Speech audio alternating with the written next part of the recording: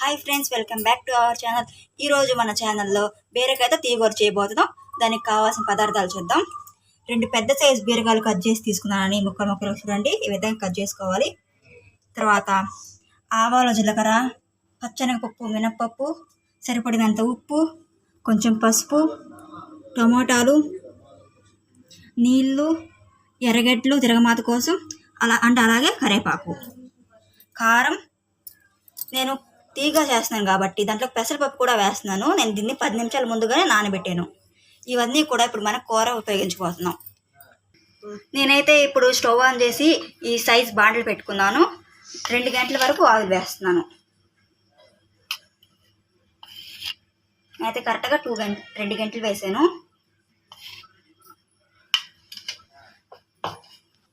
Oil అనేది heat అయ్యిందండి. ఇప్పుడు మనం ఆవాలు, జీలకర్ర వేసేద్దాం.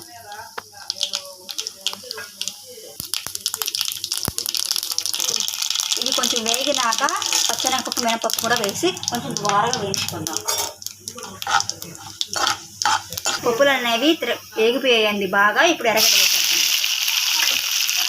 ఈ ఎర్రగడ్డ ఏంటి మనకి కొంచెం ఎర్రగా వేయాలి. చూసారు కదండి, ఎర్రగా వేయగాలి మనకి ఎర్రగడ్డ అనేది. ఇప్పుడు కరివేపాకు కూడా వేగిపోయిందండి. ఇప్పుడు మనం అలాగే బీరకాయ కూడా వేసేద్దాం.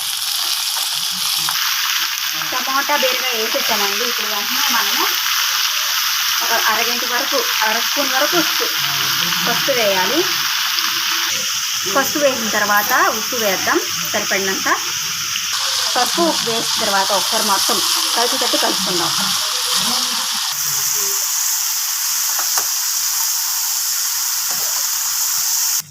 చూసారు కదండి, ఈ విధంగా మొత్తం అనేది మనకి కలవాలి. కూరగాయలంతా పసుపు ఉప్పు బాగా పట్టాలి. ఇప్పుడు దీన్ని మనం 5 నిమిషాలు మగ్గనిద్దాం మూత పెట్టుకొని. నేనైతే మగ్గినాక 5 నిమిషాల తర్వాత పెసరపప్పు వేసేసానండి, నానబెట్టింది. వీడియో క్లిప్ అనేది మిస్ అయింది దాంట్లో, మీరైతే వేసుకోండి. ఇప్పుడు మనం కర్రీ అనేది పూర్తిగా ఉడికిపోయేంత వరకు ఉంచుకోవాలి. చూడండి, నేను ఉడికిపోయి నాకు చూపిస్తున్నాను. కూర అనేది బాగా ఉడికిపోయింది. ఈ విధంగా మన కూర అనేది ఉడికిపోవాలి. ఇప్పుడు దీంట్లోకి సరిపడినంత కారం కూడా వేసుకుందాం. కారం వేసుకున్న తర్వాత ఒకసారి మొత్తం కూడా బాగా మిక్స్ చేసుకుందాం. ఈ విధంగా ఒకసారి అంతా మొత్తం కలిసి మిక్స్ చేసినాక మనం వేసినటువంటి కారము పచ్చివాసన పోయేంత వరకు మనం మగ్గనించుకోవాలి.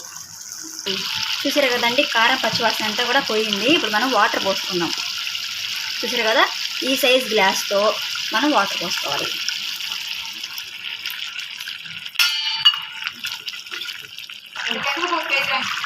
వాటర్ పోసినాక ఒకసారి మొత్తం మిక్స్ చేసుకొని మనం మగ్గరించుకుంటాము కొద్దిసేపు.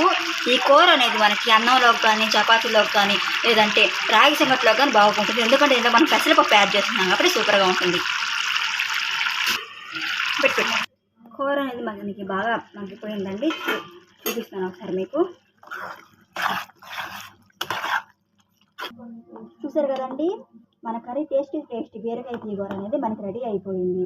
మీకు కనుక ఈ వీడియో నిజంగా నచ్చినట్లయితే లైక్, షేర్ అండ్ సబ్స్క్రైబ్. మీకు ఇంకా ఏ రెసిపీస్ కావాలో మీరు నాకు కామెంట్ బాక్స్లో తెలియజేస్తే నేను మీకు ఖచ్చితంగా ఆ రెసిపీ చేసి చూపిస్తాను. Thank you for watching.